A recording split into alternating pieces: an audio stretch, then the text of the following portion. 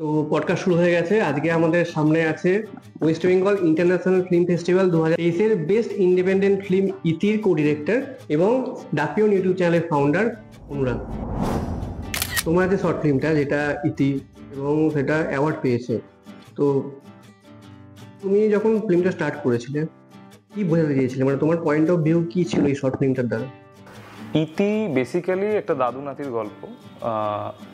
দাদু সেখানে খুবই কালচারালি রুটেড, আর নাতি যে আছে সে আমাদের অনেকেরই মতো কালচার থেকে অনেক দূরে সরে গেছে। তো এই সম্পর্কটাকেই ইতি এক্সপ্লোর করে, সেই সম্পর্কটা সময়ের সাথে কী করে গ্রো করছে আর কী করে শেষ হচ্ছে at the end of the film, এটাই ইতি।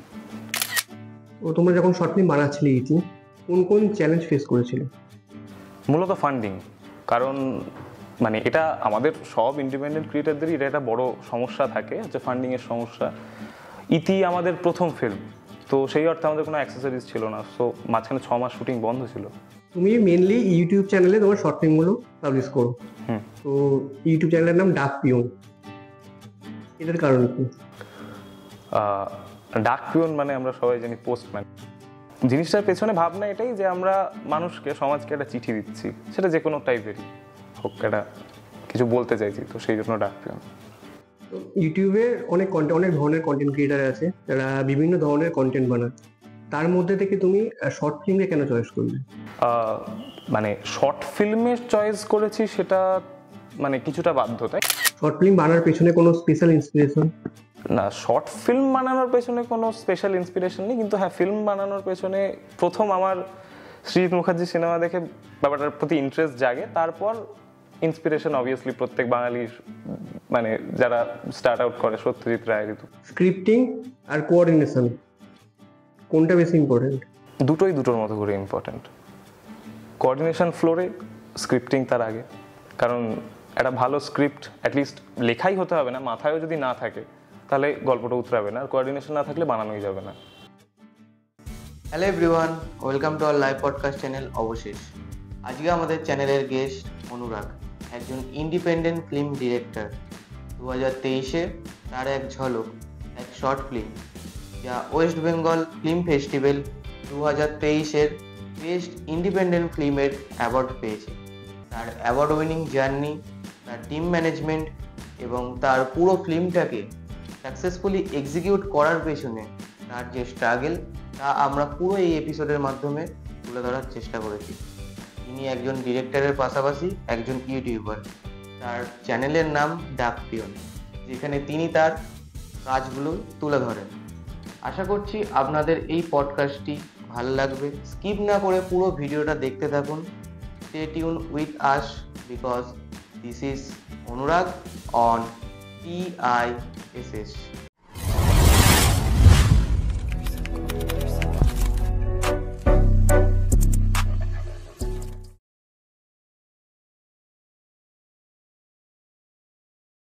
দু 2023-এর যে ওয়েস্ট বেঙ্গল ইন্টারন্যাশনাল ফিল্ম ফেস্টিভ্যালটা হয়েছিল এবং সেখানে তোমাদের এন্ট্রি থেকে শুরু করে একটা ইন্ডিপেন্ডেন্ট ফিল্ম ইতির যে অ্যাওয়ার্ড, জার্নিটা কেমন ছিল? টোটালি র্যান্ডাম, মানে আমরা ভাবিনি, একেবারেই কোনো এক্সপেকটেশন ছিল না ব্যাপারটা নিয়ে। আমাকে অ্যাড দিলাম, খুব নমিনাল কিছু ফিজ আছে, আমি বললাম ঠিক আছে করি, তো তারপর এটা। সো আমাদের কোনো এক্সপেকটেশন ছিল না, সো সেই অর্থে জার্নি কিছু ছিল না। খুবই খুশি হয়েছিলাম ব্যাপারটা জানতে পেরে যে সিলেক্ট হয়েছি, তারপর গিয়ে দেখলাম আরও ভালো খবর। সো তো যেটা এরকম অ্যাওয়ার্ড পেলো, স্টোরিটা কি? ইতি বেসিক্যালি হলো যে আমাদের এখন কন্টেম্পোরারি সময় একটা সমস্যা হচ্ছে যে আমরা অ্যাজ বাঙালি হিসাবে, আমাদের যারা ইয়াং, মানে আমার বয়সী বা আমাদের সবার এই নতুন জেনারেশনটা, আমরা অনেকই রুট থেকে অনেক সরে যাচ্ছি আমাদের, ঠিক আছে? মানে সেটাকে আমরা কিছু সময় আতেল লাগিয়ে দিচ্ছি, কিছু সময় অন্য কিছু।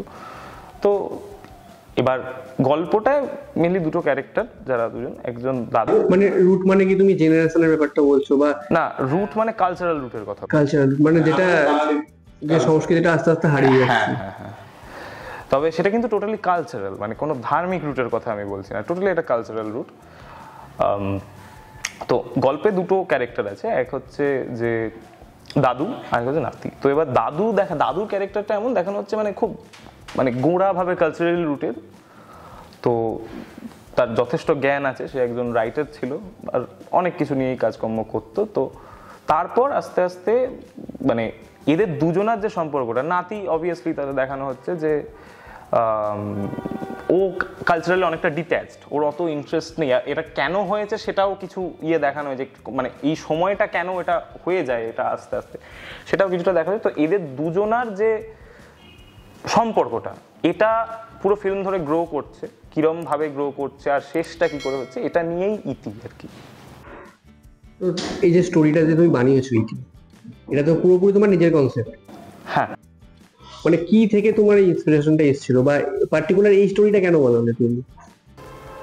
কি থেকে বলতে এটা সম্পূর্ণ আমার অ্যাকচুয়ালি আমার চারিপাশ থেকে, কারণ এটা আমি নোটিস করেছিলাম এই সমস্যাটা আমাদের মধ্যে, যে আর আরও ইতি আমি দেখেছিলাম সেই সময় আমার বন্ধুদের মধ্যে একটা ব্যাপার, মানে সবার অবভিয়াসলি সবার মধ্যে নয়, কিন্তু কিছু তাদের মধ্যে একটা ব্যাপার ছিল যে বাংলা গান শোনাটা বা বাংলা সিনেমা হোক বা যাই কিছু, সেটা একটু মানে আনকুল টাইপের একটা তকমা হয়ে যাচ্ছিল আস্তে আস্তে। তো আমার এটা একটা মানে, এবার আমি শুনতাম সেগুলো, আমি সব মানে শুনতাম, মানে আমার সেই নিয়ে কোনো আমার বিভেদ নেই।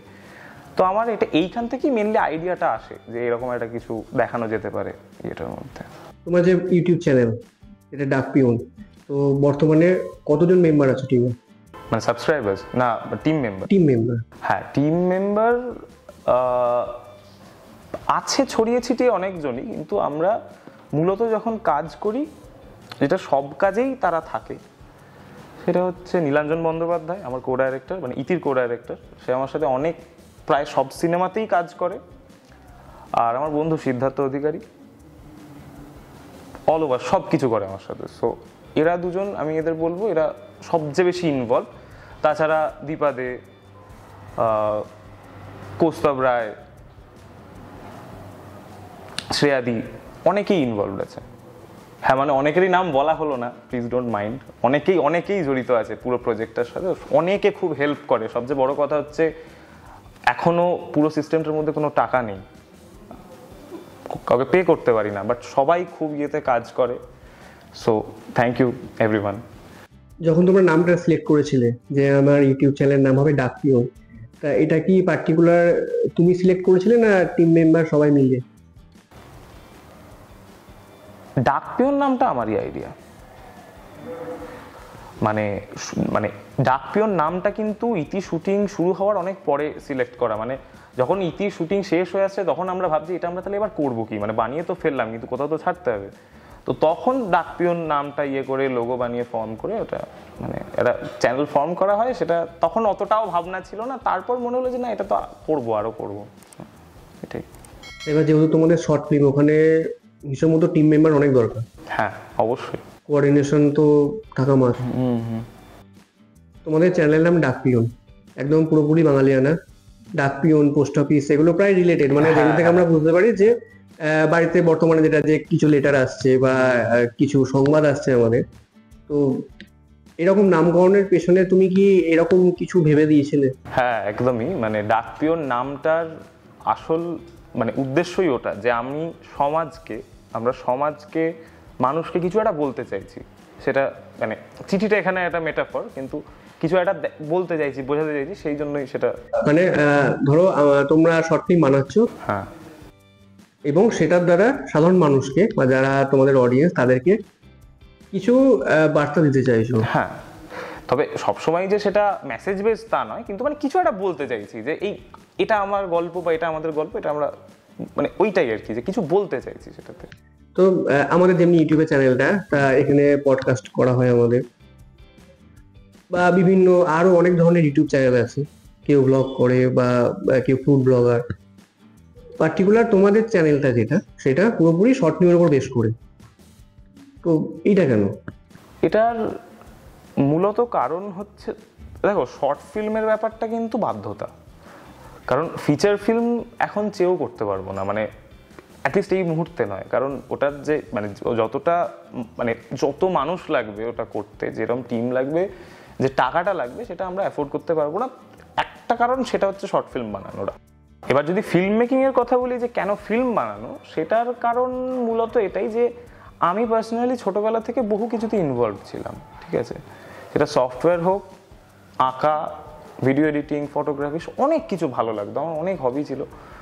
সো আমি দেখলাম ফিল্ম মেকিং এমন একটা জিনিস যেখানে আমি সবটাকেই মেলাতে পারছি। ডাক পিয়নে নর্মালি পোস্ট প্রোডাকশনের যে কাজটা হয় সেটা মূলত আমিই দেখি, মানে editing, sound design, poster making, সবই। আর মাঝে মাঝে তো মানে যখন শুটিং করি বেশিরভাগ সময় ক্যামেরাটাও আমিই করি। সো এই যে সব আমার যেগুলো ভালো লাগে সব যে এক জায়গায় আমি পাচ্ছি, সেই জন্য এটা, আর অবভিয়াসলি এটা গল্প বলতে পারছি, তো এটা বড় ব্যাপার। তোমাদের ইউটিউব চ্যানেল ডাক পিয়নে প্রায় 10টার উপরে শর্ট ফিল্ম অলরেডি পাবলিশড হয়ে গেছে। পার্টিকুলার কতগুলো ফিল্মে তুমি নিজে রোল প্লে করেছো? মনে হয় 4টে। আচ্ছা, তার মধ্যে পার্টিকুলার এমন একটা রোল যেটা তোমার সব থেকে এখনো ভালো লেগেছে? যেটা রিসেন্টলি করলাম, ওই গ্রেভ অফ গডসে একটা রোল প্লে করেছিলাম, সেটা। ওখানে তোমার কি কাজ ছিল, মানে তুমি পার্টিকুলার কোন জিনিসটাকে প্লে করছো? আসলে গ্রেভ অফ গডস হচ্ছে সমসাময়িক সময় যে মানে হিন্দু মুসলিম নিয়ে যে ইয়েটা সমস্যাটা হচ্ছে সেইটার একটা রিফ্লেকশন। তো সেখানে আমি মুসলিম যে ছিল তার রোলটা আমি প্লে করেছিলাম। সো সেটা আমার ভালো লেগেছিল, কারণ ওই রোলটা আমার মনে হয় যে কটা রোল আমি প্লে করেছি যা ডাক পিয়নে, তার মধ্যে সবচেয়ে ইম্প্যাক্টফুল ওটাই। একদিকে তুমি চ্যানেলের কো ডিরেক্টর, একদিকে তুমি শর্ট ফিল্মের কো স্ক্রিপ্ট রাইটার, প্লাস তুমি নিজে শর্ট ফিল্মে নিজে রোল প্লে করছো। কতটা এনজয় করছো টোটাল সিস্টেমটাকে? খুবই, মানে অবভিয়াসলি এনজয় তো করছি, মানে নিজের লেখা স্টোরি প্লাস নিজে প্লে করছি। হ্যাঁ, খুবই মানে ভালোই লাগে। তবে সেটা একটা মানে যখন অভিনয় করি নিজে, সেটা একটা মানে প্রেশারেরও জায়গা হয়ে যায়, কারণ নিজে আমার পক্ষে অ্যাটলিস্ট নিজে ডাইরেকশন দিতে দিতে নিজে অভিনয় করাটা একটু চাপের। কারণ আমি যখন অ্যাক্টিংটা করছি আমি তো বুঝতে পারছি না আমি ঠিক কিরম করছি, মানে কতটা ভালো হচ্ছে সেটা। তো আমাকে সেটা ক্যামেরায় প্লে করে দেখতে হবে, যদি অ্যাসিস্ট্যান্ট ডাইরেক্টর থাকে বা নীলাঞ্জন দা যদি থাকে কো ডাইরেক্টর আমার, সে তাহলে সে বলে দিচ্ছে, কিন্তু সেটা আমার পক্ষে একটু বাট হ্যাঁ, এনজয় তো করছি। তো শর্ট ফিল্ম তৈরি করছো, এখানে যেটা তুমি প্রথমে বলেছো যে ফান্ডিং একটা বিশাল বড় প্রবলেম। ইতি করতে গিয়ে তোমাদের প্রায় 6 মাস একটা লং গ্যাপ ছিল। তো এটা ছাড়া আর কি ফান্ডিং ছাড়া আর কি প্রবলেম ফেস করো তোমরা? সবচেয়ে বেশি প্রবলেম হয় হচ্ছে ক্রু মেম্বারের, সবাই সবসময় সময় দিতে পারে না। তো সেইটা একটা বিশাল ডিলে হয়। মূলত তো 3জন মিলে করি জিনিসটা, তো সেইটা একটা বড় সমস্যা। মানে এইটা মানে ডিলে হয় একটা, এটা বিশাল কারণ যখন আমি স্ক্রিপ্ট লিখছি, আমি ডাইরেক্ট করছি, আমি এডিট করছি, সাউন্ড ডিজাইন করছি, তারপর আবার সেটার পোস্টার বানাচ্ছি, সবই যখন এই সব জায়গাগুলো আমি দেখছি না, তো একটা মানুষ মানে করতে আমার সমস্যা নেই, বাট সেটাতে অনেক দেরি হয়ে যায় জিনিসটা, সেটা একটা বিশাল বড় প্রবলেম। আর funding remains the biggest problem, ওটা তো সবচেয়ে বড় প্রবলেম বটেই। মানে এখনো আরেকটা সমস্যা হচ্ছে, এখনো তো আমরা কালনায় আছি, কালনা বেসড বেসিক্যালি। তো এটা একটা সমস্যা, কারণ আমি দেখেছি নর্মালি এখনো এখানকার মানুষের ব্যাপারটা নিয়ে একটা স্টিগমা আছে, ঠিক আছে। মানে যখন আমি বলছি যে এই যে অপুর সংসারের যে কাজটার কথা আমি বললাম, সেই মানে ওটার যে স্পিন অফটার কথা আমি বলছি, সেইটায় একটা ক্যারেক্টারের জন্য মানে আমাদের একজন ফিমেল দরকার ছিল মোটামুটি। ওই এবার একটা সার্টেন লুক সেটেরই দরকার, ওই মোটামুটি 18 থেকে 20 বছর বা ওই রেঞ্জটার দরকার। মানে মানুষ খুব হেজিটেন্ট জিনিসটাকে নিয়ে, মানে ব্যাপারটাকে নিয়ে শিওরই নয় যে আমরা কি করতে চাইছি, সেটাকে ঠিকভাবে ঠিক চোখে দেখছেও না। তো আমার এটা একটা বড় সমস্যা হয় যে এখানে মানুষ খোঁজা যারা কাজ করতে অ্যাকচুয়ালি ইন্টারেস্টেড, আর সবচেয়ে বড় যারা ঘোস্ট করবে না, মানে 2 দিন খুব ইন্টারেস্ট দেখালো, 3 দিনের দিন আর নেই, তারা ফোনও ধরছে না, কিছুই করছে না, মানে একদম পুরো ক্যাজুয়াল, মানে তাদের ফোনেই পাওয়া যাচ্ছে না, ধরবেই না, রাস্তায় দেখা হলে ওই মানে তখন আর মানে মুখ ইয়ে করে চলে যাচ্ছে। তো ওই ব্যাপারটা একটা সমস্যা হয় যে মানুষ খুঁজে পাওয়াটা একটা খুব সমস্যা। এইখানে বসে আমি খুব তাড়াতাড়ি কলকাতায় শিফট করার কথা ভাবছি ব্যাপারটা নিয়ে। সো দেখা যাক। তোমাদের যে শর্ট ফিল্মগুলো হচ্ছে, বিভিন্ন রোল প্লে হচ্ছে, প্রত্যেকে কি এখানকারই স্থানীয়? না, সবাই নয়, অনেকেই বাইরে থেকে আছে, তারা বাইরে থেকে এসে কাজ করছে মাঝে মাঝে। সবচেয়ে কালনাতে শুটিং হয় তাও নয়, বাইরেও করছি। নোটেবলি পার্থিব দা আমার বন্ধু, দাদা, কৌস্তব দা, শ্রেয়াদি, ওরা কলকাতা বেস, পার্থিব দা থাকে ইয়েতে আমাদের কৃষ্ণনগরে, তো ওরা সবাই আছে। এতদিন যতগুলো আপাতত পোস্ট হয়ে গেছে বা পাবলিশড হয়ে গেছে শর্ট ফিল্ম, অ্যাভারেজে বাজেট তোমাদের পুরো একটা শর্ট ফিল্ম তৈরি করতে কত যায়? এটা বলা খুবই মুশকিল, কারণ আমাদের শর্ট ফিল্ম যেগুলো আমরা বানাই সেটা বেসিক্যালি জিরো বাজেট হয়। মানে যেটুকু টাকা লাগে সেটা এখান থেকে ওখান থেকে জোগাড় করে আমরা করি। সো ওই রকম কোনো বাজেটে বানাই না। তার কারণ হচ্ছে এখানে সবাই এখনো, আমরা তো কাউকে পে করতে পারছি না, তো এখানে সবাই উইদাউট মানে ওইটার কাজ করার জন্যই কাজ করে। আর যেগুলোতে খরচা হয় বাজেট সেটা মোটামুটি 2-3 হাজার 5 হাজার ওই রকম টাইপেরই, মানে কারণ তার থেকে বেশি অ্যাফোর্ড করতে পারি না সবাই মিলে। তো এটা একটা বড় সমস্যা। তোমাদের অ্যাওয়ার্ড উইনিং ইন্ডিপেন্ডেন্ট ফিল্ম ইতি, তো যখন তোমরা অ্যাওয়ার্ডটা পেয়েছিলে বাকি টিম মেম্বারদের কিরকম লেগেছিল? সবাই খুবই ভালো লেগেছিল সবার। মানে সবাই, কেউই তো এক্সপেক্ট করেনি না। মানে আমরা ভেবেছিলাম যে সবাই মিলে একটা কিছু করব, অনেকে একসাথে এসেছিল। মানে ওই ফিল্মটা হয়েছে এটা একটা খুব বড় ব্যাপার, কারণ তার আগে আমি কোনোদিন কিছু করিনি। সবাই যে আমার কথা শুনে আমার উপর বিশ্বাস করে কাজটা করেছিল। অনেক নন অ্যাক্টার্স ছিল, তারা অ্যাক্টিং করেছে, তারা অনেকটা সময় দিয়েছে। অয়নদা, অজয়দা, সৈকতদা, এরা খুবই হেল্প করেছে। আর নোটেবলি সবচেয়ে বেশি সেটা হচ্ছে ইতিতে যে মেন দাদুর ক্যারেক্টারটা ছিল, ওটা আমার নিজের দাদু প্লে করেছিল। থ্যাংক ইউ দাদানকে ছাড়া আমি কোনোদিন করতে পারতাম না এটা। সো এটা একটা বড় মানে। আচ্ছা, তুমি এই যে শর্ট ফিল্ম বানাচ্ছ যেখানে ফ্যামিলি মেম্বারও ইনভলভ হচ্ছে, তো কতটা সাপোর্ট পাও ভালোভাবে? হ্যাঁ, অবভিয়াসলি আমার ফ্যামিলি খুবই সাপোর্টিভ। মানে যেটুকু নর্মাল একটা মধ্যবিত্ত পরিবারে থাকে সেটুকু সবারই থাকে, সেটুকু তো আছেই। চিন্তা ব্যাপারটাকে নিয়ে যে এটাতে কি হবে, বাট তাছাড়া they are very supportive. Short film director পুরো আলাদা জিনিস। সেখান থেকে অ্যাক্টিং, মানে যেটা মানুষের স্বপ্ন থাকে বা শখ থাকে, যে কারোর প্যাশন থাকে যে না আমি একটা রোল প্লে করতে চাই। কারণ দেখো ডিরেক্টর পুরো আলাদা, যে আমি ডিরেক্ট করছি পুরো আলাদা, স্ক্রিপ্ট রাইটার যেটা পুরো আলাদা সেকশন। তো হ্যাঁ, একজন ডাক পিয়নের কো-ফাউন্ডার হিসাবে বা একজন শর্ট ফিল্মের কো ডিরেক্টর হিসাবে তোমার ওই যে জোনারটা আছে যে আমি কো ডিরেক্টর বা কো স্ক্রিপ্ট রাইটার বা টিম হ্যান্ডেল করছি, সেটা পুরো আলাদা। তার সঙ্গে অ্যাক্টিংটা, এই দুটো মিক্স আপ করতে তোমার কিরকম প্রবলেম হয়েছিল? বা তুমি কি আগে এই ধরনের কিছু কাজ করেছো, যেমনি ধরো স্কুলে যে ফাংশন গুলো হয়, যে নাটক বা এরকম কোনো কিছু কি অ্যাটেন্ড করেছো, বা এটা কি তোমার ছোট থেকে ছিল যে এই জিনিসটা? অভিনয় আমি কোনোদিনই করিনি ছোট থেকে।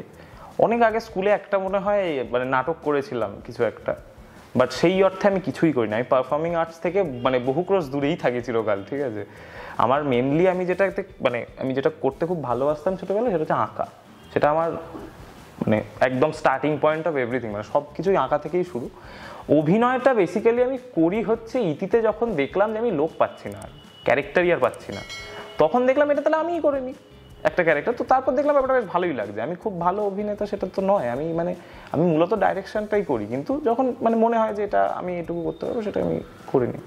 অ্যাওয়ার্ড উইনিং শর্ট ফিল্ম হিসাবে ইতি যেহেতু প্রাধান্য পেয়েছে সব থেকে বেশি এতগুলো শর্ট ফিল্মের মধ্যে তোমাদের, তো এই ফিল্মটা বানানোর সময় তোমরা কি কি ফিচার্স ইউজ করেছিলে বা অ্যাসেসরিজ, বা যেহেতু এটা অ্যাওয়ার্ড পেয়েছে তার মানে এটা বলা যেতে পারে যে তোমরা পার্টিকুলার এই শর্ট ফিল্মটার উপর প্রচুর কাজ করেছিলে মনোযোগ দিয়ে? হ্যাঁ, মনোযোগ দিয়ে কাজ তো অবশ্যই করেছিলাম, তবে অ্যাক্সেসরিজ যে আহামরি কিছু ছিল তা কিন্তু একদমই নয়। মানে আমার একটা রিং লাইট ছিল, কিছু লাইট আমরা নিজে বানিয়েছিলাম, মানে ওই হ্যালোজেন কিনে সিএফএল টিএফএল দিয়ে বানিয়েছিলাম। আর স্ট্যান্ডগুলো তো কিনতে মানে সফট বক্স টাইপের বানিয়ে, হ্যাঁ সফট বক্স টাইপের যেরকম বানিয়ে পিচবোর্ড দিয়ে অ্যান্ড অল। ডলি যেটা হয়, ডলি ট্র্যাক যেটা হয়, বিশাল দামের একটা জিনিস। কিন্তু দেখবে সিনেমার যদি ইয়েটা করো, ফিল্মটার প্রথমেই ওপেনিং শটটাতেই মনে হয়, ওপেনিং শটটা না, মানে ওপেনিং যখন প্রথম অবিনাশকে দেখানো হচ্ছে, তখন একটা ডলি এরকম একটা জুম আউট আছে। তখন না আমাদের কাছে গিম্বল আছে, না আমাদের কিচ্ছু নেই। আমরা পিভিসি পাইপ দিয়ে আর একটা ওই দেখবে সেই বাচ্চাদের হয় না, সেই যেটার উপর বিছানায় বসে পড়ার জন্য যে ইয়েগুলো থাকে, হ্যাঁ টেবিলের দুদিকে বেয়ারিং দিয়ে চাকা বানিয়েছিলাম আর পিভিসি পাইপ দিয়ে ট্র্যাক বানিয়েছিলাম। তো ওটার ওপর ট্রাইপডটা রেখে আর কি, মানে যখন এরকম পুরো একদম টেনে জিনিসটা করেছিলাম। আর ক্যামেরাটা তো এটা মানে আলাদাই একটা গন্ডগোল, সেটা হচ্ছে যে আমার তখন ক্যামেরা নেই। একটা বন্ধুর বাবার ক্যামেরা ছিল, তারটা কিছুদিন নিয়েছিলাম, তারপর সেটা নিয়ে নেয়। তো তারপর আমাকে আবার আমার মেশো তখন আসে মাঝখানে, তো তখন মেশোর ক্যামেরাটা নিয়ে শেষ করেছিলাম, যে মানে হেন প্রকারেণ শেষ করা হয়েছিল সিনেমাটা। তারপর তুমি যে শর্ট ফিল্মগুলো করছো বিভিন্ন ধরনের ক্যামেরা, বিভিন্ন ধরনের লেন্স ইউজ করো। তো তুমি পার্টিকুলার কোন ধরনের লেন্স নিয়ে কাজ করছো বা করেছো, বা কোন পার্টিকুলার লেন্সের উপর বেশি ফোকাস করেছো? হ্যাঁ, এটাও একটা মজার ব্যাপার। সেটা হচ্ছে আমি নিজে ক্যামেরা কেনার পর থেকে আমি মূলত ভিনটেজ লেন্স ইউজ করি। মানে এখন যে লেন্সগুলো হয় আমি সেগুলো ইউজই করি না। মানে সেটা বাই চয়েস নয়, মানে এখন যে লেন্সগুলো ইউজ করলে ভালো, যেরকম ছবি আমি চাইছি, সেগুলোর প্রচুর দাম। আর সেটারই মানে ফটোগ্রাফি লেন্স দিয়ে আমার ইচ্ছা করে না ভিডিওগ্রাফি মানে সিনেমাটোগ্রাফি করতে। তার কারণ হলো সেটার মধ্যে সেই ক্যারেক্টারটা থাকে না, একটা প্রপার সিনেমা ক্যারেক্টার সেটার মধ্যে আমি পাই না। মূলত কারণ ভিনটেজ লেন্স ইউজ করার হচ্ছে, ভিনটেজ লেন্সে অনেক ইমপারফেকশন থাকে, মানে যেটাকে লেন্সের ভাষায় বলে ক্রোম্যাটিক অ্যাবারেশন। ঠিক আছে, বাইরের দিকে একটা ব্লিডিং হয়, কালার ব্লিডিং হয়, একটা ভিনিয়েটিং হয়, মাঝে মাঝে একটা খুব সুন্দর গোল বোকে তৈরি হয় মানে সেটা এখনকার লেন্সে নেই। এখনকার লেন্স এতটাই পারফেক্ট হয়ে গেছে, সেখানে ওই ক্যারেক্টারটাই মিসিং। আর আর্ট আমার মনে হয় ইমপারফেকশন ছাড়া ইনকমপ্লিট। ইমপারফেকশনটা অ্যাকচুয়ালি ছবিটাকে আরো সুন্দর তৈরি করে। তো ভিনটেজ লেন্স ইউজ করার কারণ ওটাই। তো এতক্ষণ তোমার কনভারসেশন শুনলাম। মূলত তোমাদের টিমে কতজন মেম্বার আছেন এবং প্রত্যেকের রেসপন্সিবিলিটিস কি কি আছে? হ্যাঁ, মূলত বলতে টিমে খুব বেশি জন নেই, তবে সবচেয়ে যারা ইনভলভ তারা হচ্ছে আমি, মানে নীলাঞ্জন বন্দ্যোপাধ্যায়, রাতুল সোম, সিদ্ধার্থ অধিকারী। এরা হচ্ছে প্রত্যেকটা প্রজেক্টেই মানে একদমই পুরো ইনভলভ থাকেন প্রায় প্রত্যেকটা প্রজেক্টেই। আর তাছাড়া অনেকে আছে মানে যারা অকেশনালি কাজ করে, মানে তাদের অনেকে, মানে পার্থিব দা, কৌস্তব রয়, শ্রেয়া মণ্ডল, এরা বাইরে থেকে কাজ করে, মানে hats off to the dedication. মানে এটা আমি মানে তারা খুবই হেল্প করে আমাকে। দীপাদি, পার্থিব দা বললাম মনে হয় একবার, তো অনেকেই আছে সেই ইয়েতে। তো তুমি অ্যাজ এ ডিরেক্টর, তোমার কাছে স্ক্রিপ্ট কতটা ইম্পর্টেন্ট? খুবই ইম্পর্টেন্ট। মানে তবে একটা ব্যাপার হলো যে এটা আমার মানে এইটা না আমার কাছে একটু মানে ভেরিয়েবল, যে আমি কোন কাজটায় কতটা স্ক্রিপ্ট লিখি আর কোনটায় কতটা লিখি না, সেটা মানে অনেক সময় এটা হয় মানে স্ক্রিপ্টটা মনে তো থাকেই, বাট সেটা কতটা রাইট ডাউন করি সেটা ডিপেন্ড করে প্রজেক্টের উপর। যখন মানে মনে হয় যে এটা আমি নিজের মন থেকেই ডাইরেক্ট শ্যুট করলে আমার ভালো হয়, তখন আমি সেটাই করি। আর না হলে মানে ইয়ে করে আর কি, স্ক্রিপ্ট প্রপার স্ক্রিপ্ট খুবই ইম্পর্টেন্ট। একটা গল্পর মেন ফ্যাক্টরটা তো গল্পই, তো ওটা ভালো না হলে তো আর কিছুই লাভ নেই। ভিজুয়াল স্টোরি টেলিংটাও একটা স্টোরি টেলিং, তো একটা বেসিক ব্যাপার তো লাগেই সেটা ভালো করে পুল অফ করতে গেলে। তুমি অ্যাজ এ ডিরেক্টর বহুদিন কাজ করছো, সেই জায়গাতে আর্টিস্ট সিলেক্ট করা, আর্টিস্ট সিলেকশন একটা ভাইটাল রোল প্লে করে। তুমি আর্টিস্ট কিভাবে সিলেক্ট করো? ট্যালেন্ট, ডেডিকেশন, কোন জিনিসটা ম্যাটার করে তাদের মধ্যে? পারসেপশন কোনটা? এই মুহূর্তে মানে এটা শুধু আমার মনে হয় বলে নয়, আমার বাধ্যতার জন্য আমার কাছে এই মুহূর্তে সবচেয়ে ম্যাটার করে যে আমি অনেক নন অ্যাক্টরদের দিয়ে কাজ করি। মানে সবসময় যে একদম যারা অ্যাক্টিং করে তাদের দিয়ে করি তা নয়, অনেকেই নন অ্যাক্টরদের দিয়ে কাজ করি। আমার কাছে সবচেয়ে ম্যাটার করে হচ্ছে যে মোটামুটি যে চরিত্রটা আমি ভাবছি তার সাথে মানে এ কতটা যাচ্ছে, এর নিজের পার্সোনালিটিটা কত। নন অ্যাক্টরদের দিয়ে কাজ করলে এটা খুব ইম্পর্টেন্ট যে সে নিজে অ্যাকচুয়ালি কীরকম, তার সাথে এবার অ্যাক্টররা নিজের পার্সোনালিটিটাকে নতুন করে বিল্ড করতে পারে একটা ক্যারেক্টারের জন্য, কিন্তু নন অ্যাক্টর তো সেটা পারবে না। তো নন অ্যাক্টরদের দিয়ে কাজ করার সময় সেটা ম্যাটার করে। আর ডেডিকেশনের যে ব্যাপারটা বললে সেটা কিন্তু আমার কিছুটা বাধ্যতার জন্য আমাকে সেটা কম্প্রোমাইজ করতে হয়। সেটা সবসময় আমার ভাবলে চলে না, কারণ আমি আর লোক পাবো কোথায়? মানে আমি যদি সেটাই খুঁজি শুধু, যদি ডেডিকেটেড যারা, সবসময় তো সেটা পাওয়া যাবে না। আর তারা মানে অবভিয়াসলি তারা পে ডিম্যান্ড করবে, আমার কাছে সেই টাকাটা নেই সবসময়, মানে দিতে পারি না। মাঝে মাঝে পে করি, বাট মাঝে মাঝে করতে পারি না, বেশিরভাগ সময়ই করতে পারি না। মানে তুমি বলতে চাইছো situation based? Totally situation based. Short film মেকিংয়ের যে কস্ট বা যে কোনো ফিল্ম মেকিংয়ের যে কস্ট একটা হিউজ অ্যামাউন্ট। তো শর্ট ফিল্ম মেকিংয়ের ক্ষেত্রে লো বাজেটে তুমি একটা সিনেমা বলো, একটা শর্ট ফিল্ম বলো, বানাতে কোন স্মার্ট স্ট্র্যাটেজি তুমি ইউজ করছো বা কি টেকনিক ইউজ করো? টেকনিক বলতে দেখো এরকম মানে পার্টিকুলার কোনো টেকনিক হয় বলে আমি জানি না, বাট আমার নিজের প্রসেসটা আমি বলতে পারি যে সেটা হচ্ছে যে দেখো আগেও বললাম যে বেসিক্যালি আমরা তো জিরো বাজেটে ফিল্ম বানাই, যে মানে যেটুকু টাকা লাগে সেটুকু আর কিছুভাবে জোগাড় করা যেটাকে বলে। এবার যখন একটা কাজ করি আমরা বেশিরভাগ সময় সেট তো আমরা পাই না, আমরা আসল জায়গায় মানে অন লোকেশন যেটা শ্যুট হয় সেরকম একটা বাড়ির ঘর হলে একটা বাড়িতেই শ্যুট হচ্ছে সেরকম, মানে কোনো সেটের ইয়েতে যায় না, তো সেটা অবভিয়াসলি একটা বিশাল রিডাকশন। আর হচ্ছে অনেক ইনোভেশন করি নতুন, মানে ধরো ওই ডলির যে ব্যাপারটা এর আগে বললাম, যে ধরো যে ডলি আমাদের কাছে আমরা কি করে অ্যাফোর্ড করবো, সম্ভব নয়, তো এটা নিজে বানিয়ে নাও।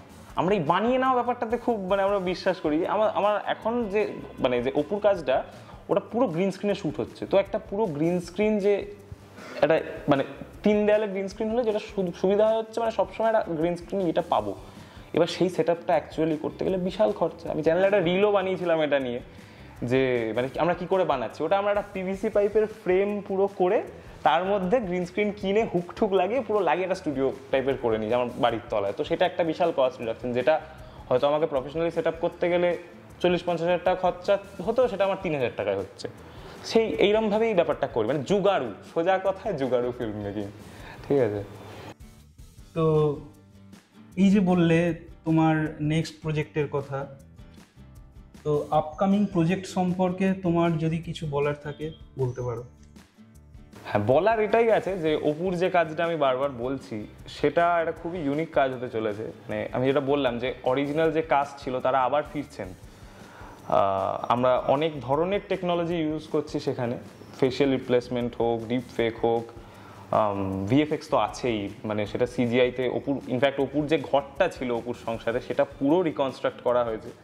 তো সেটার জন্য আমি খুব এক্সাইটেড। অনেকটা মানে ভালোই খুব খাটনি হচ্ছে আমাদের ব্যাপারটাতে, ঠিক আছে, কারণ ওই যেটা বললাম বাজেটের ইয়ে নেই, তো আমরা খুব আস্তে আস্তে কাজটা করছি, আমরা কোনো মানে তাড়াতাড়ি শেষ করতে পারছি না, বাট আমরা স্টিল করে যাচ্ছি, একটাই আশা যে কাজটা ভালো হবে। আশা করি সেটা হবে। আর এটা তো মানে সবচেয়ে কমপ্লেক্স যেটা এখন করছি, তাছাড়া এখন তো ছোটোখাটো কাজ তো চলছেই, মানে এটা সেটা ধরো আমি ভাবছি যে মহালয়ার সময় একটা রিলিজ করব, সেরকম কাজ তো আরও আছেই। শর্ট ফিল্মস তো অবভিয়াসলি সবসময় এটা ভাবতে থাকি যে কী করা যায় নেক্সট, অ্যালগোরিদম একদম। শর্ট ফিল্ম বানানোর সময় কোন কোন চ্যালেঞ্জেসগুলো তোমার মনে হয়েছে যে না একদম সব থেকে কঠিন?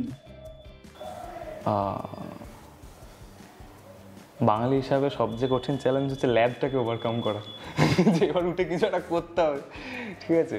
আর জোকস অ্যাপার্ট, সবচেয়ে কঠিন ওই যেটা হয় মানুষ জোগাড় করা, যে সব ফিল্মে যেটা আমার সমস্যাও হয়ে যাচ্ছে আস্তে আস্তে, যে সব ফিল্মে একই মুখ, মানে সে যতই ভালো অ্যাক্টর হোক আমি সব সময় এক মুখ ইউজ করতে থাকলে সেটা তো হবে না, না সেটা এই একটা বড় সমস্যা হয় আমার, যে কাকে নেব, কে করতে পারবে, কে সময় দিতে পারবে, সেটা একটা। আর ওভারঅল এক্সিকিউশনটা উইদাউট এনি প্রপার, মানে আমরা বেসিক্যালি তো গেরিলা শুটিং করি, মানে একটা যদি আউটডোর সিন হয়, একটা কোনো রাস্তায় কলকাতায় শ্যুট করছি, আমরা মানে যত তাড়াতাড়ি সম্ভব ক্যামেরাটা নিয়ে গিয়ে বসালাম, যে কোনো কেউ ঝামেলা করার আগেই করে ঠরে ভাই বেরিয়ে যাও, ঠিক আছে। একবার বেরিয়ে যেতে পারলে তারপর আর কেউ কিছু বলবে না। তো কারণ নর্মালি শুটিংয়ে কী হয়, একটা প্রপার পারমিশনের ব্যাপার থাকে, যে এখানে পুলিশ প্রোটেকশন দেয়, বাট আমাদের তো সেসবের কিছু নেই। তো এইগুলো তো একটা চ্যালেঞ্জ সবসময় থাকে, যেটার জন্য আরও মানে করতে পারি না, এত মানে ফ্রিকোয়েন্টলি বাইর করতে পারি না কাজ। এতগুলো শর্ট ফিল্ম তুমি করেছো, তুমি নিজে অভিনয় করেছো, কোনো জায়গায় এসে মনে হয়েছে যে এই ক্যারেক্টারটা প্লে করতে গিয়ে আমার ডিফিকাল্টিস আসছে, বা কাউকে তুমি একটা ক্যারেক্টার দিয়েছো সেই জিনিসটাকে ভালোভাবে ফুটিয়ে তুলতে পারছে না? এটা তো আকসারই হয়, মানে এটা সব মানে প্রায়ই হয়। মানে দ্বিতীয়টা আগে বলি, যে যখন অন্য কাউকে ডাইরেক্ট করছি আমার মনে হচ্ছে ফুটিয়ে তুলতে পারছে না, সেটা তো হয়ই, মানে সেটাকে আরও বারবার ইটারেট করে করে যে না এটা এরম করে করো, ওটা এরম করে ওরম করতে করতে যেটা যেটা ডাইরেক্টরের কাজ সেটা করে বের করতে হয়, বোঝাতে হয় যে কি অ্যাকচুয়ালি ক্যারেক্টারটা কি ফিল করছে, সেটা আরও ভালো করে বোঝাতে হয়। আর বাকি নিজের কথা এলে হ্যাঁ সেটা হয়েছে, মানে প্রথম দিকে ফার্স্ট মানে ইতিতে যে রোলটা আমি প্লে করেছিলাম, মানে ক্যাপিটালিস্ট, মানে ওই ফিল্মটার ক্যাপিটালিস্ট পার্টটা আমি প্লে করেছিলাম, মানে যে ঘোড়াটা, সেটা আমার সমস্যা হয়েছিল, কারণ তার আগে আমি কোনোদিন অ্যাক্টিং করিনি সেই অর্থে, ঠিক আছে, আমিই নন অ্যাক্টর তখন, তো আমার ওইটা একটা সমস্যা হয়েছিল, কিন্তু করে করে করে করে মানে মোটামুটি একটা জায়গায় গিয়ে দাঁড়িয়েছিলাম। বাট হ্যাঁ সমস্যা তো হয়, সেটা হতেই থাকে। তুমি অ্যাজ এ ডিরেক্টর দর্শকদের সঙ্গে কানেক্ট করার একটা ব্যাপার থাকে, এটা একটা গুরুত্বপূর্ণ বিষয়, যে আমি কি ভাবছি, আমার ভাবনার সঙ্গে অপরদিকে যারা বসে আমার কাজ দেখছেন তারা কি ভাবছেন, কতটা সিঙ্ক্রোনাইজ হচ্ছে, ভিজুয়ালাইজেশনটা কিভাবে করো? হ্যাঁ, এইটা করতে আমি পার্সোনালি যেটা করি সেটা হচ্ছে যে আমি প্রথমে পুরো জিনিসটা লিখে নিলাম, স্ক্রিপ্ট করলাম বা স্টোরি বোর্ড করলাম, তারপর আমি ভাবি যে এইটা এবার যদি আমি একটা দর্শক হিসাবে দিই, যে আমি কিচ্ছু জানি না সেটার প্রতি, মানে সেটাকে নিয়ে গল্পটা আমি মানে প্রথমে তো আমি ভেবেছি, আর যে আমি ভাবছি যে একটা ছেলে একটা কোনো সিনারিতে কিছু একটা করছে, সেটা কেন করছে সেটা আমি জানি, আমি গল্পটা ভেবেছি, বাট দর্শক তো জানে না।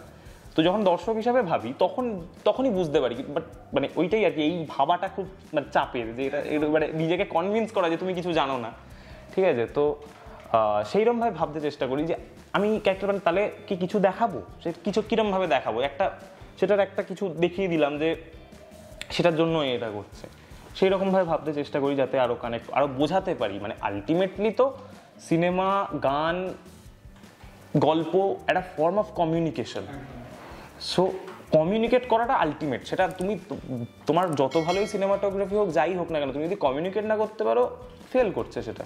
তো সেইটা চেষ্টা করি যে কথাটা কত ভালো বলতো, কমিউনিকেট কত ভালো করতে পারছি দর্শকের সাথে, কানেকশনটা মানে সেটা শিখছি আরও, মানে এটা শেখার তো কোনো শেষ নেই, যতদিন করবো ততদিনই শিখবো, তো ওটা আরও চেষ্টা করছি করার। বাংলা ইন্ডাস্ট্রিতে শর্ট ফিল্মের আপকামিং যে ট্রেন্ড আসছে বা যে ইনোভেশনগুলো নতুন আসছে, সেই সম্পর্কে তুমি কি বলতে চাও? একটা তো ব্যাপার আছেই যে যত টেকনোলজি এগোচ্ছে with the new form of AI, এখন এআই খুব একটা ট্রেন্ডিং ব্যাপার। একটা হচ্ছে যে সিনেমা খুব ডিসেন্ট্রালাইজড হয়ে যাচ্ছে, মানে লোকে যে কেউ এখন সিনেমা বানাতে পারে আস্তে আস্তে। মানে আমি নিজেও একজন ভিএফএক্স আর্টিস্ট, আমি এটাও বুঝতে পারছি যে একটা সময়ের পর ভিএফএক্স এতটাই এবার সোজা হতে চলেছে যে একটা মানে আমি যখন স্টার্ট আউট করেছি যে ওইরকম একটা বাচ্চা ছেলে সে নিজের বাড়ি থেকেও সেটা করতে পারবে, মানে ওই কাছাকাছি তো যেতে পারবে ইজিলি। সো মানে এটার অবভিয়াসলি ভালো দিক খারাপ দিক দুটোই আছে, কিন্তু একটা তো বিষয় মানে ডিসেন্ট্রালাইজড হওয়ার সবচেয়ে বড় ইয়েটা হচ্ছে যে মানে আরও অ্যাক্সেসেবল হচ্ছে, আরও নতুন আইডিয়া উঠে আসবে, আর আরও ভালো ফিল্মস আমরা দেখতে পাবো, ভালো ফিল্ম বাজে ফিল্মস দুটোই দেখতে পাবো। মানে মানুষের হাতে পাওয়ারটা দিচ্ছে, মানে মানে মানুষের কাছে যাচ্ছে জিনিসটা। যে আগেকার দিনে একটা ফিল্ম বানাতে গেলে সেটা ফিল্ম স্টক লাগতো, একদম। এখন সেটা তো আমরা ডিজিটাল রেভলিউশনের পর দেখেছি আমরা সেটা কত ইজি হয়ে গেছে। এখন একটা আমরা যে ক্যামেরাগুলোতে রেকর্ড করছি সেটা তো এসডি কার্ডে রেকর্ড হচ্ছে, মানে পুরো ডিজিটাল। তার আর কি খরচা আছে, তুমি ক্যামেরাটা কিনলে, এসডিটা কিনলে, লেন্স কিনলে, একবার কিনলে হয়ে গেল। তখন শ্যুট করতে গেলে আগেকার দিনে তোমাকে শর্ট মানে কিনতে হতো। আমি ফিল্ম ফরম্যাটটা খুব পছন্দ করি স্টক, কারণ খুব সুন্দর কালার দেয়, একটা খুব রিচ হয়। তো আমি দেখছিলাম 16mm ফিল্মের দাম কত, 11 মিনিট, 16 না 8mm আমার ঠিক এখন মনে নেই, 11 মিনিট শ্যুট করতে 35,000 টাকা। তো এইটা কোথা থেকে আসবে? তো এইটা এখন কতটা সোজা যে এখন তো ওই খরচাটা নেই, তুমি একটা এসডি কার্ড কিনলে তুমি কম্পিউটারে তুলছো, ওটা ডিলিট করে দিচ্ছ, আবার শ্যুট করছো। একদম। তো এই জিনিসগুলো আস্তে আস্তে ব্যাপারটাকে অনেক অ্যাক্সেসেবল করে দিচ্ছে। তো সেটা তো আমি as a independent film maker আমিও চাইবো সেটা আরও হচ্ছে, সেটাই তো হচ্ছে যে আস্তে আস্তে ইন্ডিপেন্ডেন্ট কাজের সংখ্যাও বাড়ছে, কোয়ালিটি বাড়ছে। সো সেটা খুবই মানে আস্তে আস্তে আরও অ্যাফোর্ডেবল প্রাইসে আরও ভালো ক্যামেরা বডি আসছে। তো ইকুইপমেন্ট আমরা অ্যাভেলেবেল পাচ্ছি। হ্যাঁ, একদমই। মানে এই যে লাইট, আমরা সব লাইট যে জোগাড় করেছি মানে এই শ্যুটটার জন্য বা আমরা যখন শ্যুট করি, সেটা তো মানে আস্তে আস্তে জিনিস অ্যাফোর্ডেবল হচ্ছে, মানুষ সেটা আরও করছে, অনেকেই নতুন, এটা ভালো, সেটা তো খুবই একটা ভালো জিনিস, আমার ভালোই লাগছে। নতুন কাজ যখন কেউ অ্যাপ্রিসিয়েট করে কেমন লাগে? চরম, অসাধারণ। মানে কোনো স্পেশাল মোমেন্ট আছে যে অ্যাপ্রিসিয়েট করেছে তোমার কাজে, কোনো স্পেশাল মানুষ? হ্যাঁ, অবশ্যই আছে। বাট তার আগে বলি যে মানে যখন অ্যাপ্রিসিয়েট করা, ধরো মানে আমি একটা খুব প্লেনলি একটা কথা বলছি, আমি ফিল্মগুলো যেগুলো বানাই এখনও খুব একটা ভালো ভিউ সেটা পায় না। ধরো এবার 2-3 রাত না জেগে, ঠিক আছে, একদম ডেডলাইনের আগে এডিট করে ছাড়লাম, এটা ভালো, মানে অসংখ্য রাত ইনফ্যাক্ট। তো তারপর যখন দেখি যে সেটায় 600 ভিউজ আসছে, খুব বাজে লাগে। কিন্তু যেটা হয় তারপর ওই একজনের মধ্যেও যদি কেউ রাস্তায় দাঁড়িয়ে বলে ভাই এটা দেখলাম, ভাই কি বানিয়েছিস ভাই, it makes it worth it. ওই একটা মানুষও যদি বলে না যে তার ভালো লেগেছে, ইটস ওয়ার্থ ইট। মানে তাদের তো কোনো সমস্যা নেই, কারোর তো ভালো তো লাগছে জিনিসটা। মানে যদি একদমই হতো তো কারোর তো ভালো লাগছে, তো ইটস ভেরি ইম্পর্টেন্ট। হ্যাঁ, অ্যাপ্রিসিয়েশন মানে ওই রকম বড় কারোর কাছ থেকে, সেটার একটা কথা আমার মনে আছে, মানে যে কটা এখন আপাতত মনে পড়ছে সেগুলো বলি। প্রথম হচ্ছে অনুপম রায়, মানে আমরা যখন ওই বাউন্ডুলে ঘুড়ির একটা বানিয়েছিলাম, মানে ওই তখন এআই ভয়েস ক্লোনিং নিয়ে অ্যাকচুয়ালি অপুর কাজটার জন্যই আমি এক্সপেরিমেন্ট করছিলাম। তখন ভয়েস ক্লোনিং দিয়ে, মানে এটা আমার অ্যাজ অফ মাই নলেজ এটা বেঙ্গলে প্রথমই বাউন্ডুলে ঘুড়ির একটা হেমন্ত মুখোপাধ্যায় ভার্সন আমি বানিয়েছিলাম। সেটা খুব ভাইরাল গেছিল, আর তারপর সেটা অনুপম রায় নিজে শেয়ার করেছিল। আর সেই দিনটা মানে খুবই ভালো একটা দিন ছিল। মানে আমি সকালবেলা উঠলাম, আমাকে নীলাঞ্জনদা ফোন করলো, ভাই তুই দেখেছিস? কি দেখবো, তুই কিছু জানিস না? কি জানবো, তুই ফেসবুকটা খোল। আমি দেখছি অনুপম রায় শেয়ার করেছে আমাদের ভিডিওটা, ইন্টারেস্টিং। আমাদের কাছে তো এটা একটা বিশাল বড় ব্যাপার একদম। মানে স্ট্রেট আওয়ে অনুপম রায়ের তো মানে সবসময় অনুপম রায়ের গান শুনি, তো সে শেয়ার করেছে, সেটা একটা বিশাল বড় ব্যাপার ছিল আমার জন্য, সেটা একটা। তারপর এই ঘটনাটাকেই ফলো করে তখন মানে সমকদা, মানে আর যে সমক আর কি, ওই লাভ রেডিও, ইস্ক রেডিওতে যখন ওই অনুপম রায়ের সাথে ওই বাউন্ডুলে ঘুড়ির মানে করেছিল, তো স্টোরি দিয়েছিল, ওই স্টোরিটা আমি ফরওয়ার্ড করেছিলাম। তো তারপর যেটা হয়, আমার কিছু কথা হয়েছিল সমকদার সাথে, তো ওই কথাগুলো আমি এই অপুর ইয়েটার যে প্রথম টিজার মানে অ্যানাউন্সমেন্টটা আমি বার করেছিলাম, মানে সৌমিত্র চট্টোপাধ্যায়ের একটা করে, সেটা আমি পাঠিয়েছিলাম। তখন বলেছিল যে ভালো হয়েছে, ওয়েটিং ইগারলি না কিছু একটা কিছু লিখেছিল। সো এগুলো হয়তো খুবই ছোট ব্যাপার, বাট মানে আমাদের জন্য বিশাল বড়। মানে সমকদাকে ছোটবেলা থেকে শুনছি সানডে সাসপেন্সে, সে যখন বলছি ইগারলি ওয়েটিং, জাস্ট যদি ভদ্রতার খাতিরেও বলে থাকে, তাও আমার জন্য এটা বিরাট পাওয়া আমার জন্য, যে ভালো তো লাগছে, কিছু তো ভালো লেগেছে। আর ফাইনালি যেটা বলবো সেটা হচ্ছে, যখন সত্যজিৎ রায়ের বাড়িতে যাই সন্দীপ রায়ের সাথে কথা বলতে, তখন ওনার সাথে কথা বলে আমি বললাম যে এইরকম করতে চাইছি, যেহেতু মানে অপু রিলেটেড, অপুর সংসারের একটা কথা বলা তো দরকার। তো কথা বলে ওনার মোটামুটি কোনো আপত্তি নেই, স্ক্রিপ্ট নিয়ে ওনার ঠিকঠাক লেগেছে। উনি বললেন যে ভালো করে করো, কারণ যেটা করছো খুব মানে ভালো হয়েছে, বাট এমন করে করো যাতে, কারণ এটা যদি কোয়ালিটি কম্প্রোমাইজ হয় তোমরাই মানে তোমাদেরই ফেস করতে হবে মানে ক্রিটিসিজমটা। তো এগুলো আমরা এখন উঠে যাচ্ছি, তখন মানে আমি ফোনটা ফেলে রেখে চলে এসেছিলাম অ্যাকচুয়ালি সোফার ওপর। তো উনি পেছন থেকে বললেন এই কি একটা ফোন ফেলে যাচ্ছে। তো আমি নীলাঞ্জন দা গেল, ও অনুরাগের ফোন বলে নিতে গেল। তারপর উনি হেসে বললেন ও ডাইরেক্টরের ফোন। মানে এই মোমেন্টে এটা খুবই ওনার জন্য খুব সাধারণ একটা কিছুই হয়তো মনে করে বলেননি, বাট স্টিল এই কথাটা সন্দীপ রায় বলছে ডাইরেক্টরের ফোন, মানে এটার জন্য আমার কাছে অ্যাটলিস্ট এগুলো খুব বড় ব্যাপার, মানে খুব ভালো লেগেছিল সেই মোমেন্টগুলোর পর। সো এটা আমার মানে এখন আপাতত এগুলোই মনে পড়ছে আর কি হিসাবে।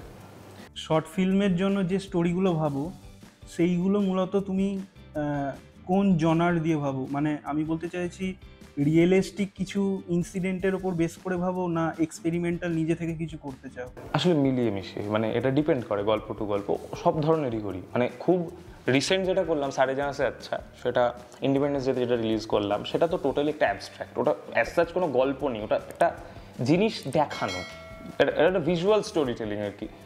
তো ওই যে জিনিসটা মানে এটা ডিপেন্ড করে, মানে কিছু কিছু সময় আসলে ইনসিডেন্ট করে সেটার ওপর আরও সেটাকে এডিট করে করি, বা মাঝে মাঝে টোটালি ইমাজিনারি করি, সেটা ডিপেন্ড করে গল্প টু গল্প।